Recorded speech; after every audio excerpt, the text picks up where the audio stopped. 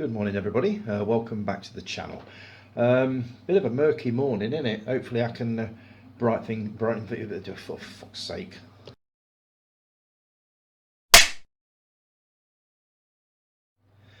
Good morning, everybody. Welcome back to the channel. Take two.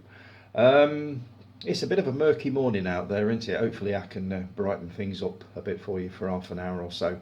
The big news this week, for me anyway, is that Evil Dead Rise has opened in cinemas, and even bigger news is that our ginger ninja Jason Kerr is watching it right now as we speak.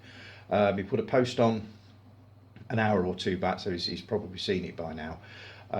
So he's actually watching it, so hopefully we'll get a review from him. I've not been listening to my podcasts this week, so I've no idea what the general opinion is on the movie, but I understand it's going down very, very well. But I'll be able to tell you more when I've listened to my usual podcasts during the week, or the review ones that I listen to. But Jason, really looking forward to seeing what you make of it. I get the feeling you're going to like it, but you can let us know later on that one, I'm sure. I'm catching up on everyone's videos this week. I do apologise. I've not had a chance to watch anything this week, so I'll be catching up later this week on the latest production from Calico, which is all about Grand Theft Auto. So I'm looking forward to it. I know nothing about Grand Theft Auto. I didn't really do computer games when I was younger, so this will be completely new to me, but I'm certainly looking forward to it. And also, Dave Oliver, you've done some trailer reactions, which I'm looking forward to taking a look at. And also, hopefully, a review of Velocipasta, which has been on my watch list for quite a while, along with movies like Rubber and Beaster Bunny.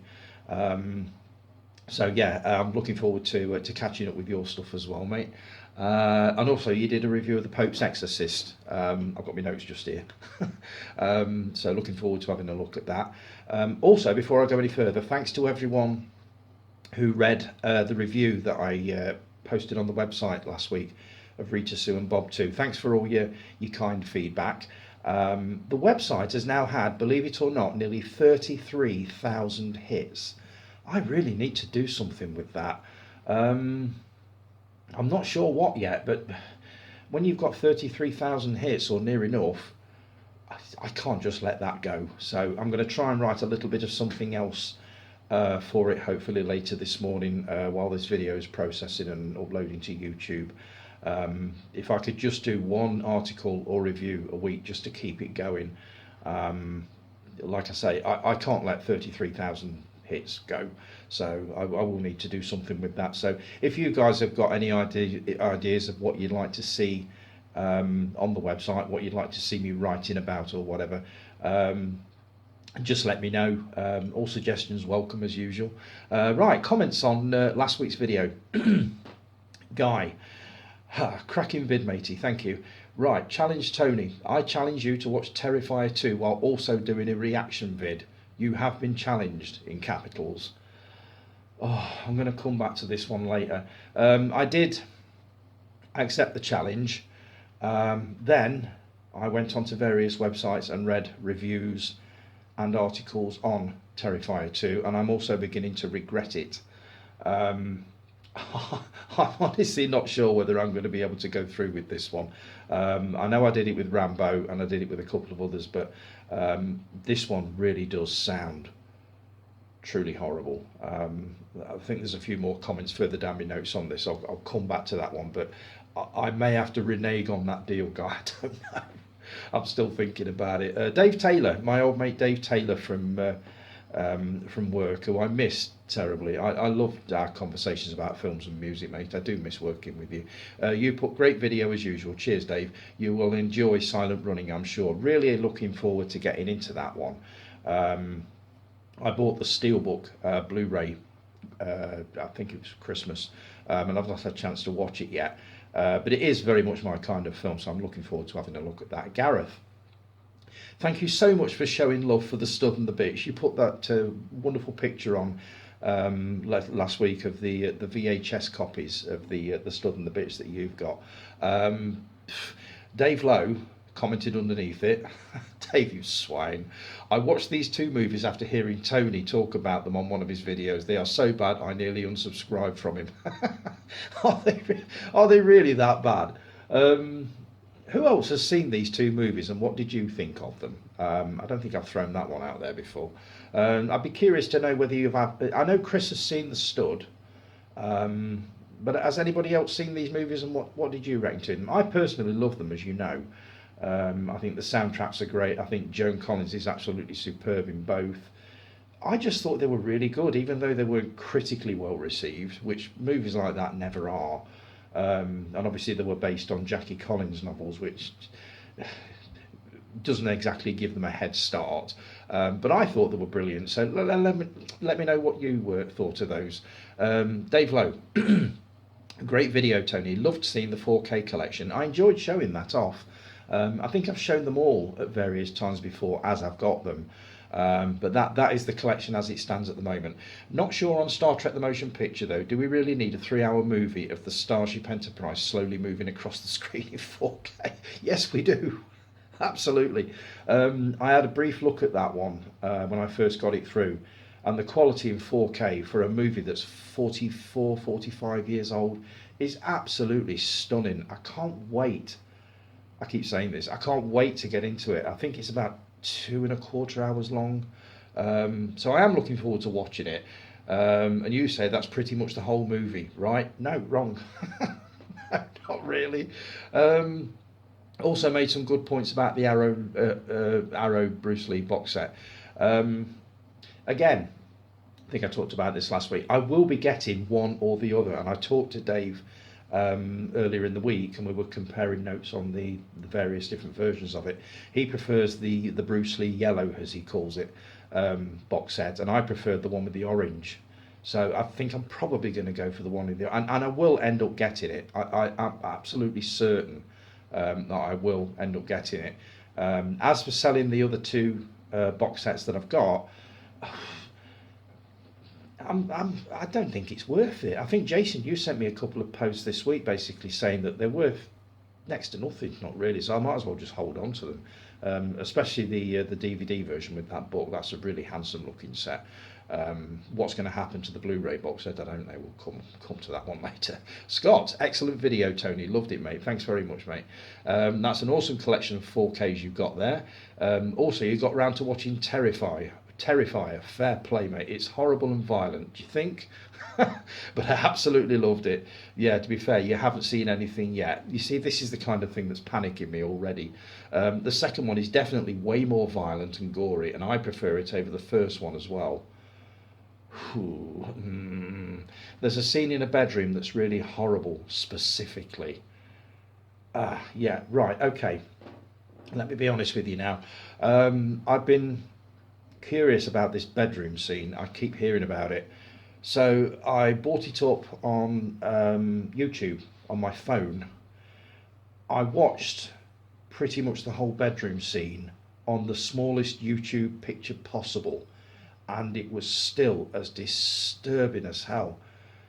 It's not so much violent as savage as fuck. I've never seen anything like it.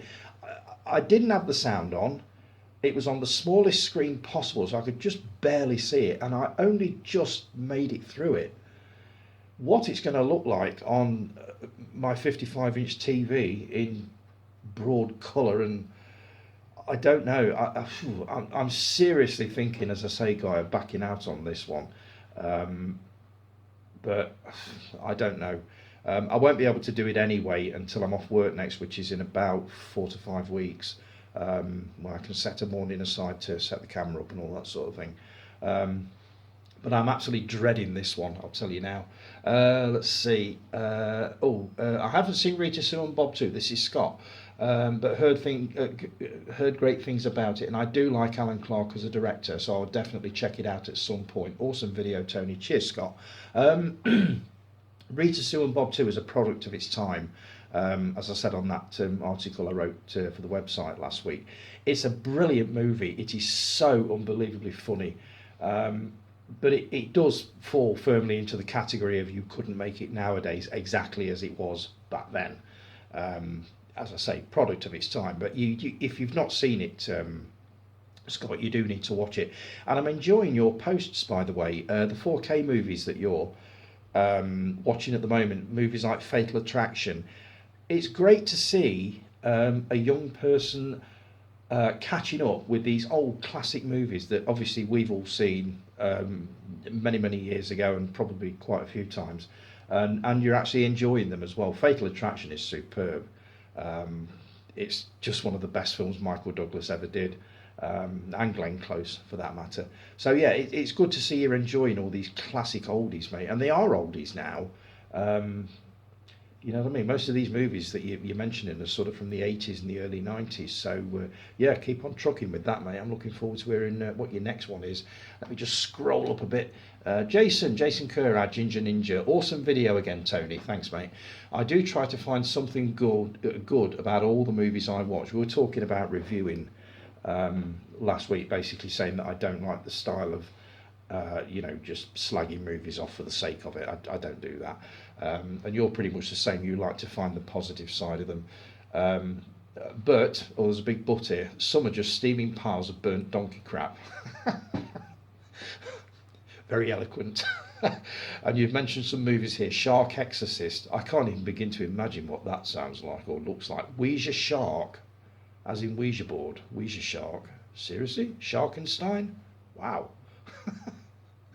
Deadpool is a lot of juvenile fun and really is a bit of a piss take in the superhero genre. I kind of got that, but it just didn't do much for me. I will take another look at it before I decide to actually bin it. But for some reason, it just didn't work for me the way that I thought it would. I got this sort of preconceived idea up here of what it was going to be, and it was nothing like it. But you say it's not going to be for everyone's taste, which it wasn't. Wokeness. The new wave of wokeness is just ridiculous. Don't even get me started. Don't even get me started. Glad you made it through Terrifier. There are a few movies that do get quite graphic at late, and one that I watched recently was The Price We Pay. Not your average horror film and worth a look.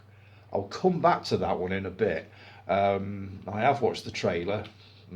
Yeah. Scrolling up again. Steve Mack. Tony, I can show my 4Ks, but it would take a couple of hours, and I've got upwards of 450. Bloody hell, Steve, that's quite a collection. I don't care if it takes 2 hours. I would love to see your collection of 4Ks, as I think everybody on the group would. We love sort of having a nose round of other people's DVDs and Blu-rays and 4Ks and that. So if ever you want to do that, feel free. I would definitely watch it. You're working on a Second Sight video at the moment. Looking forward to seeing that one. And you also put, I'm going to watch Terrifier 2 4K. God, Christ, on 4K. Wow. Tomorrow night, and I have to rip off the Band-Aid. That's exactly what it's going to feel like. I get the feeling I'm going to come back to that one later on as well. Q&A. These notes are in no particular order, by the way. I'm just reading these out as I'm coming down here. I normally sort of arrange them, sort of cut and paste and this and the other, but I haven't had time this morning. This one's from Jason Kerr. Cracking question, mate. John Carpenter is well known for having some classic films, Halloween, The Thing, Big Trouble in Little China, etc. But what is your hands down favourite John Carpenter film? I have struggled with this one all week, and I couldn't narrow it down to one. I couldn't do it. I've gone for 3. First is The Fog, which I thought was an absolutely brilliant movie. Remember going to see that at Burton Odeon when it first came out. I believe it was in the autumn sometime. The reason I mention that is when I came out of the cinema, there was basically thick fog. This was about 10:30 at night. I had to walk home, and crossing what is known as the Ferry Bridge in Burton, you couldn't see your hand in front of your face. It was just as foggy as hell, and it was quite alarming. So yeah, The Fog is one. Halloween, I get the feeling that is the Carpenter movie that I've seen the most. I tend to watch it every Halloween night, a bit like we do the Christmas-a-thon. I do tend to watch Halloween every single year. Never get bored of it. It is absolutely brilliant. Next one is Assault on Precinct 13, which came a couple of years earlier, 1976, I believe. I remember seeing a review of this on Barry Norman's film 76 years and years ago and being impressed as hell for some reason by the guns with the silencers. That was the clip that he showed, or part of the clip that he showed. He was quite impressed with it. I believe he quite liked the movie. Now, obviously, I was too young to get in to see it because I'd already been 13 or 14 at the time. But I did catch up with it on VHS, and the VHS copy that I had, I believe, was a media home video copy, and it was a really bad print, a really, really bad print. But I thoroughly enjoyed it. Loved it even more when I updated to DVD. I haven't got it on Blu-ray yet, but I'm looking at grabbing a copy of that. So those are my three favourite John Carpenter movies. That's Halloween, The Fog, and Assault on Precinct 13. So thanks for that one. Any more questions, by the way, please pop them in the comments underneath the video. I do need more. I've got another couple to go at. There's one that I'm really struggling. I think it's Chris that asked about most underrated actor and most overrated actor. I'm going to have to think about that one, mate. I'm going to come back to you on that. What have we got here? Gareth, another comment. Terrifier 2 is an hour longer with a load more horrific kills. Yeah, as I say, coming back to that. Matthew Binney, VHS guy. It's been a while since you commented, mate. It's nice to hear from you. Terrifier 1 had lots of gore. Part 2 got more gore, and the film is 2 hours too long for a horror movie. It's certainly going to be too long for this one. I've read that they basically do a lot more character development in Terrifier 2. In between all the brutal violence. I'll come back to that one again. I should have really called this the Terrifier 2 podcast, because this is the one that keeps coming back. So let's see. Jason Parry, your Sunday afternoon. I keep getting that wrong. Sunday afternoon matinee last week. Double bill of Greystoke and The Legend of Tarzan. Obviously, I fall down on the side of Greystoke because I remember seeing that one when it first came out. Loved it. Absolutely adored it as a different take on the Tarzan movies. The only ones I remember from before that are the black and white ones with Johnny Weissmuller. There was a colour one with an American guy playing him. I can't remember his name. Tarzan's New York Adventure or something like that. I just remember him being chased down some steps by a massive Coke bottle. Honestly, I swear to you, that's the only memory I've got of it. And I do remember Ron Ely playing Tarzan in the 60s TV series, which I absolutely adored. I would love to get a hold of that. If anybody's watching that does via sort of Blu-ray discs, we would love to see Tarzan from the 1960s with Ron Ely, the chimpanzee, which was Cheetah, I believe, and Jai, the little kid that used to hang about with him. I would love to see that again. It's been years. Sad news this week, Murray Melvin died, aged 90. Murray Melvin, for those of you that don't know, was a bit of a groundbreaker in the movie A Taste of Honey. It was also brilliant in a movie called Smashing Time with Rita Tushingham. So that was a sad loss. Very distinctive voice, very distinctive look, and a cracking actor. So 90, that's a good age. Last week I got my first I think it's my second copyright warning. Do you remember a couple of weeks ago I did a What Am I Watching thing where I played in the background the main title from Planet of the Apes? I got a copyright warning. I noticed it last week when I was uploading last week's video.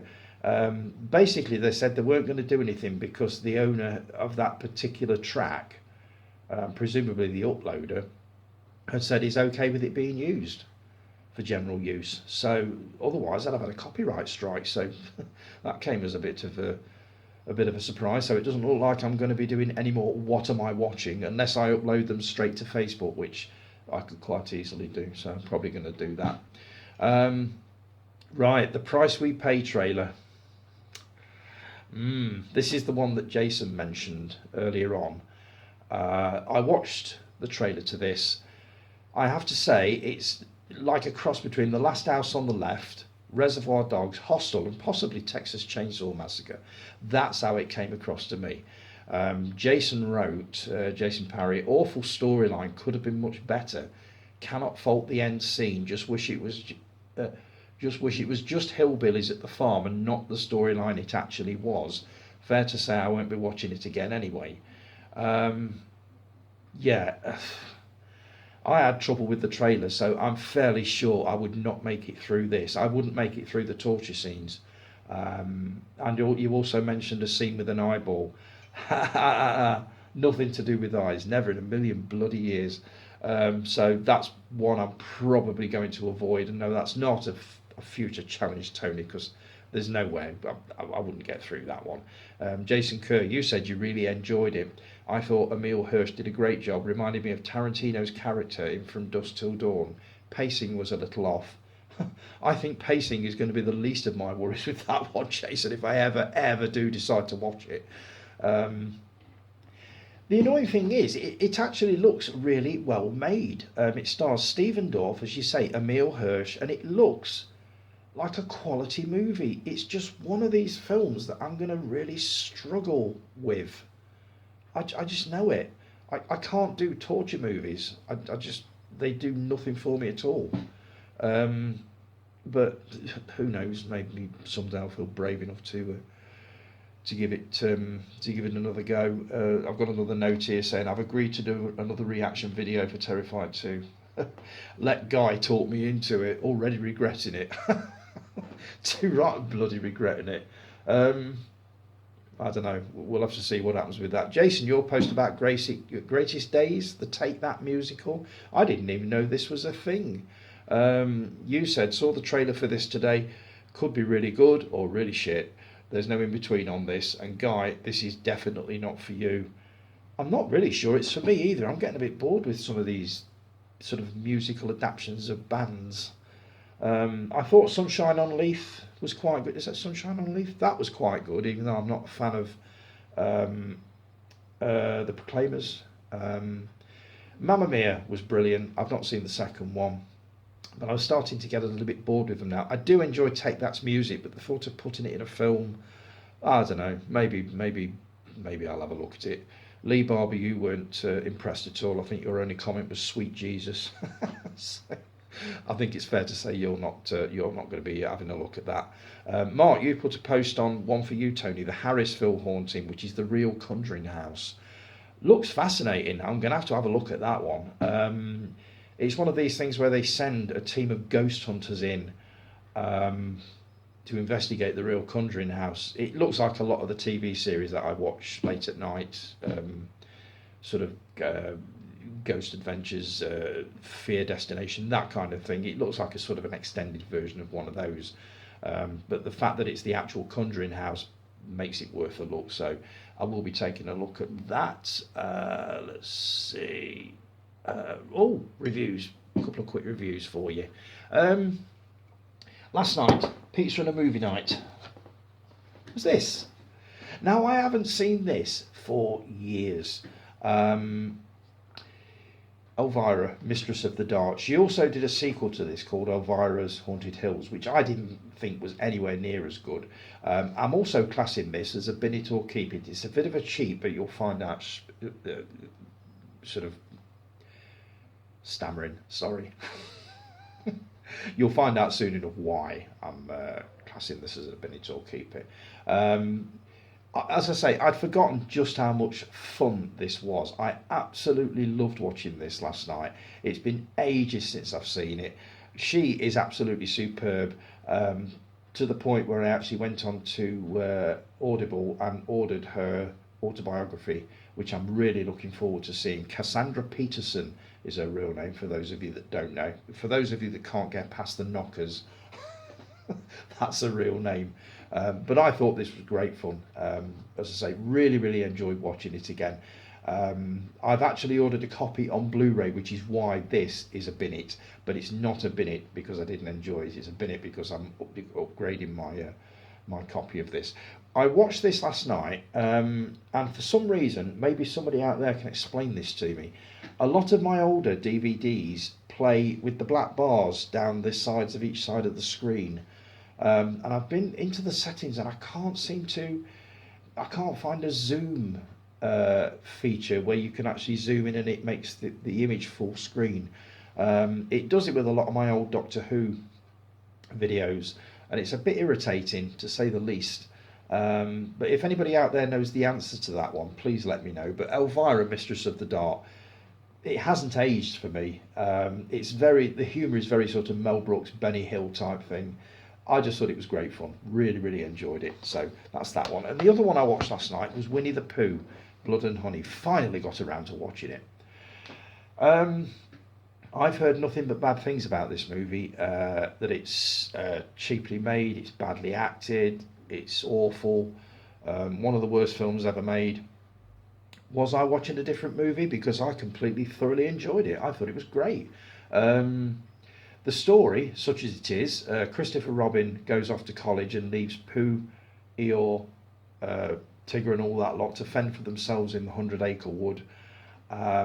They can't survive without him bringing food to them, so they turn feral and end up eating Eeyore, the donkey.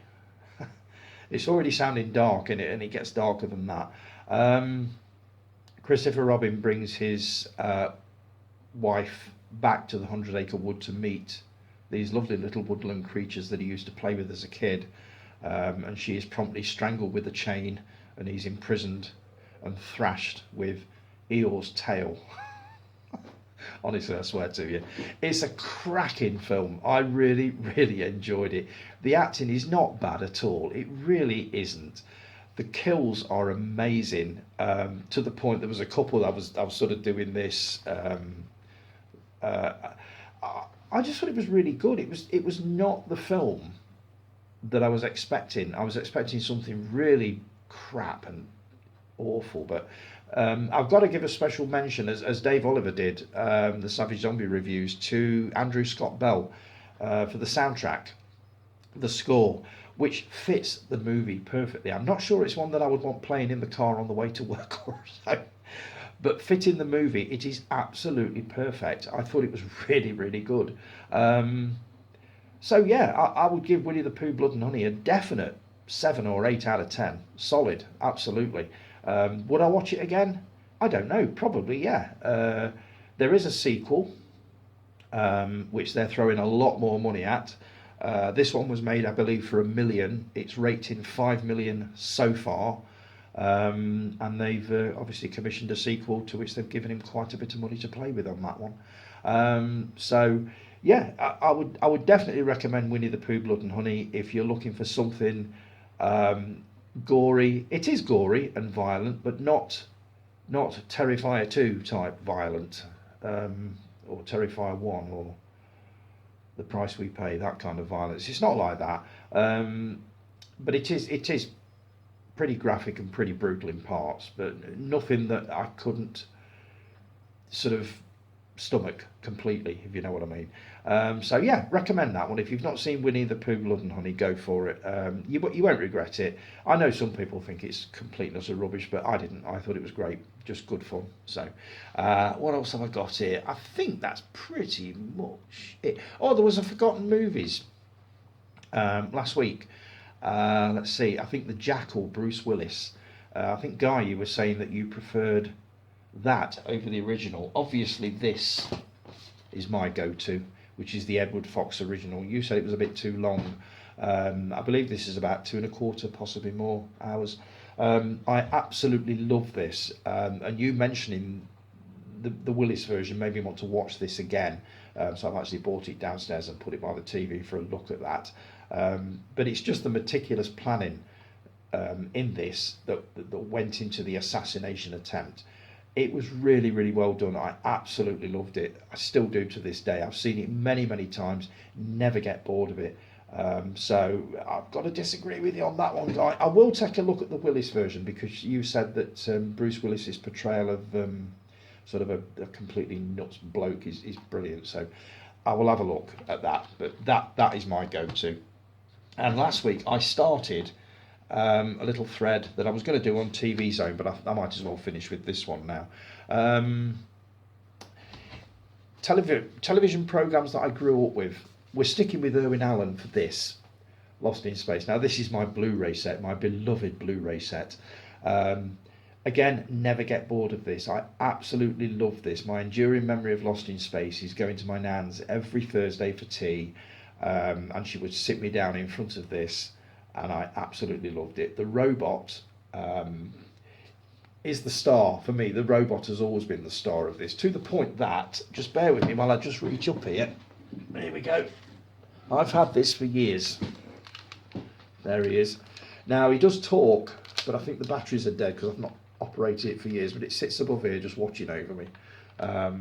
It doesn't move, but if you do the wheels, it'll sort of move forward and backward, but I absolutely love this. So, yeah, this week's TV show that I grew up with, Irwin Allen's evergreen sci-fi classic, Lost in Space. So I'll have another one for you next week. Thanks ever so much for joining me, folks. I think that's pretty much it. I was going to do my top 5 70s movies, but I'm going to postpone that one till next week. Thanks again for joining me. Have a brilliant weekend, and I would be back again same time next week with more of the same stuff. Take care, everybody. Have a brilliant week, and I'll talk to you again soon. Take care. Ta-ra.